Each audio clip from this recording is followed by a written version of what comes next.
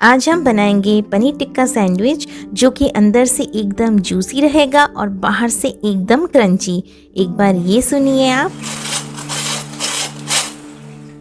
बिल्कुल जैसे आप कैफ़ेज़ में खाते हैं, बिल्कुल उससे भी बढ़िया बनकर ये घर पे तैयार होगा। ना ज़्यादा मेहनत रहेगा और ना ही ज़्यादा तामझाम।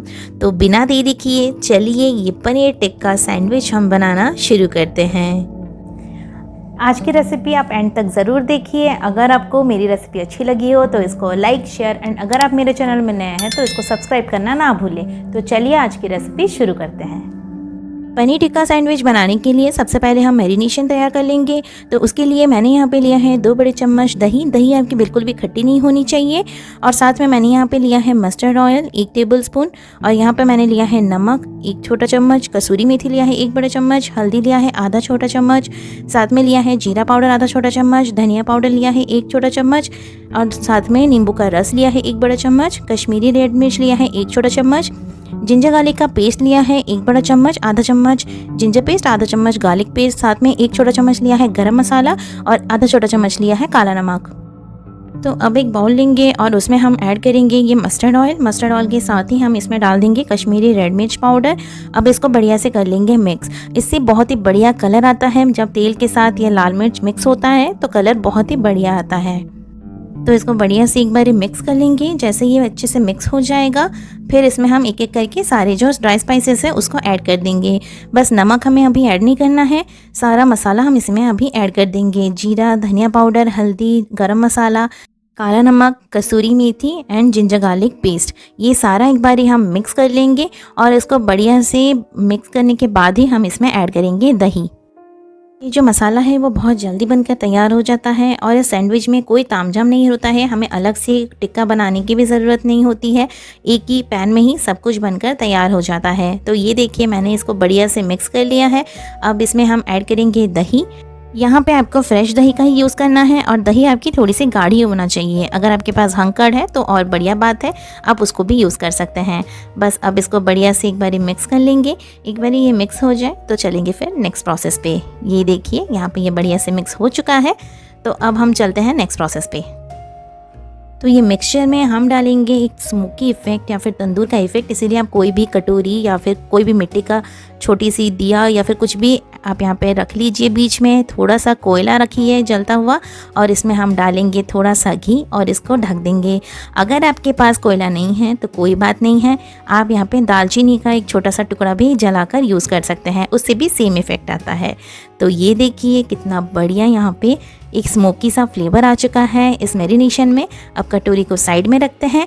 अब चलिए चलते हैं स्टफिंग बना लेते हैं। स्टफिंग बनाने के लिए मैंने यहाँ पे लिया है पनीर। पनीर को मैंने छोटे पीसेस में कट करके ले लिया है। साथ में मैंने यहाँ पे प्याज को भी बारीक काटा है। यहाँ पे मैंने ग्रीन एंड रेड येलो वाले शिमला मिर्च भी ले लिया है बारीक काट के। साथ में थोड़ा सा हरा धनिया और थोड़ी सी हरी मिर्चें बारीक काट के लिया है। अब एक कढ़ाई में हम डालेंगे थोड़ा सा बटर और साथ ही में हम ऐड करेंगे थोड़ा सा ऑयल, ताकि बटर जो है वो हमारा जल ना जाए।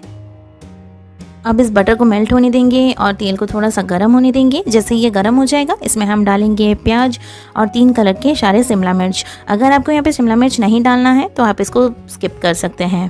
तो सारे शिमला मिर्च और नमक और हरी मिर्च को यहाँ पे ऐड करेंगे और यहाँ पे इसको थोड़ी देर के लिए भून लेंगे। बस 2 से 3 मिनट ही इसको भुनना है, ज़्यादा यहाँ पे भुनने की ज़रूरत नहीं है। थोड़ा सा इसको भून लेंगे तो इसका टेस्ट बहुत ज़्यादा अच्छा आता है, इसीलिए हमें यहाँ पे भून के ही ऐड करना है। तो ये देखिए यहाँ पे इसको अच्छे से मिक्स कर लेंगे और इसको हाई फ्लेम पे थोड़ी देर के लिए भून लेंगे। एक बार ये अच्छे से भुन जाए फिर इसमें हम ऐड करेंगे पनीर।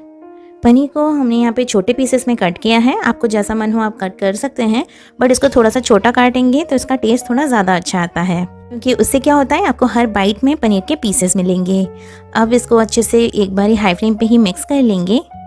पनीर के पीसेस यहाँ पे अगर थोड़े से टूट भी जाते हैं तो कोई दिक्कत की बात नहीं है। हमें इसको स्टफ़ करना है ब्रेड के बीच में, इसीलिए यहाँ पे कोई दिक्कत नहीं है। पनीर को मैंने यहाँ पे थोड़ा सा टॉस कर लिया है। अब इसमें मैं ऐड करूँगी आधा छोटा चम्मच काली मिर्च का पाउडर। ये टोटली ऑप्शनल है, अगर आपको नहीं डालना है तो आप इसको स्किप भी कर सकते हैं। बस इसको अब बढ़िया से एक बारी मिक्स कर लेंगे। अब यहाँ पे आपको गैस के जो फ्लेम है उसको एकदम लो पे ही रखना है, क्योंकि अभी इसमें हम ऐड करेंगे तंदूरी मिक्सचर जो हमने तैयार करके रखा था। इसको मिक्स करने के बाद बस 2 से 3 मिनट तक, जब तक ये मिक्सचर अच्छे से ड्राई ना हो जाए, पनीर के साथ अच्छे से कोट ना हो जाए, बस तब तक कि इसको हमें कुक करना है।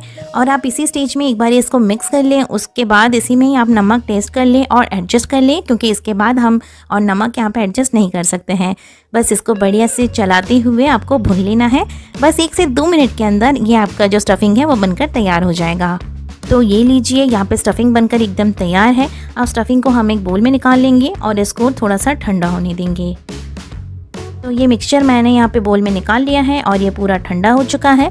अब इसमें हम ऐड करेंगे हरा धनिया और साथ में मैं यहाँ पे ऐड करूँगी 1.5 चम्मच मेयोनीज़। ये भी टोटली ऑप्शनल है, अगर आप नहीं चाहते हैं तो आप इसको स्किप भी कर सकते हैं। आप मिक्सचर को ऐसे ही यूज़ कर सकते हैं।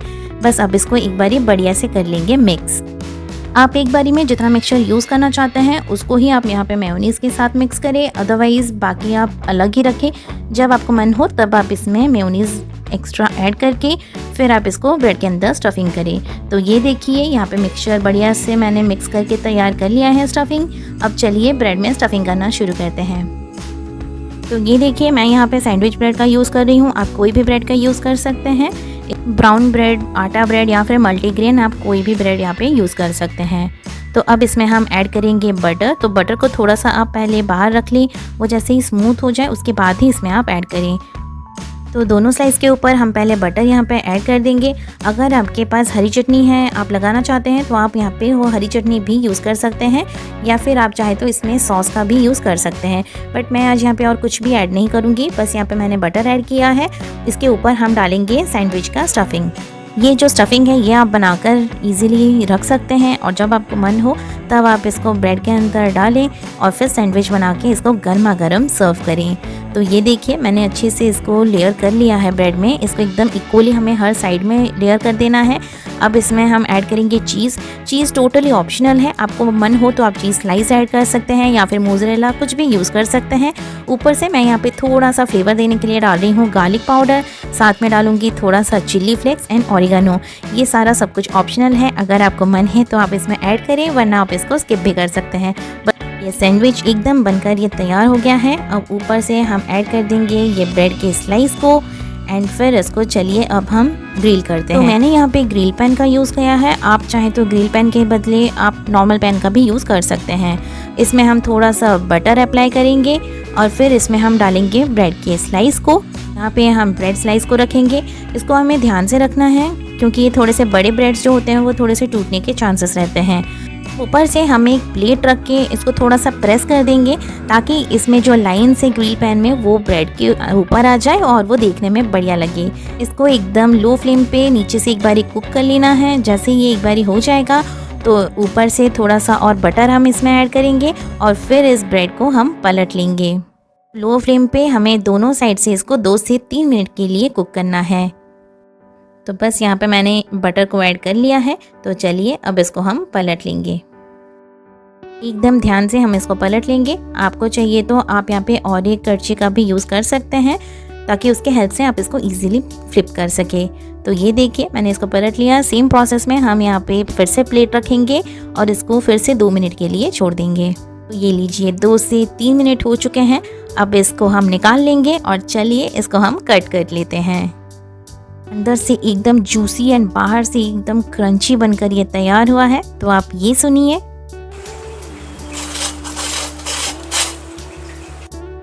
ये अब इसको कट करते हैं। तो मैं आपको ये दिखाती हूँ कि नीचे वाला साइड भी बिल्कुल ऐसे ही ग्रिल होके तैयार हो गया है। अब इसी साइड से हम इसको कट कर लेंगे एक बारी।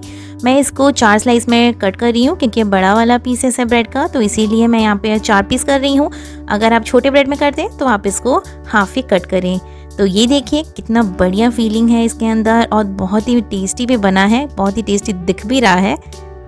तो एक बारी ये रेसिपी आप घर पे ट्राई ज़रूर करें और इसको गर्मा गर्म सर्व करें और मुझे बताएं कमेंट सेक्शन में कि आपको ये रेसिपी कैसी लगी। ऊपर से थोड़ा सा मैं यहाँ पे पनीर ऐड कर रही हूँ ग्रेट करके। आप चाहे तो इसके ऊपर चीज़ भी ऐड कर सकते हैं और साथ में थोड़ा सा चिली फ्लेक्स भी ऐड कर सकते हैं। आई होप आपको आज की जो रेसिपी है वो अच्छी लगी है। अगर आपको आज का वीडियो अच्छा लगा है तो इसको लाइक एंड शेयर करना ना भूलें और मेरे चैनल को सब्सक्राइब ज़रूर करें। साइड में दिए गए बेल आइकन को भी ज़रूर से प्रेस करें ताकि मेरी न्यू वीडियोस की नोटिफिकेशन आप तक तुरंत पहुंच सके। फिर मिलेंगे न्यू रेसिपी के साथ नेक्स्ट वीडियो में। Till then take care, bye bye.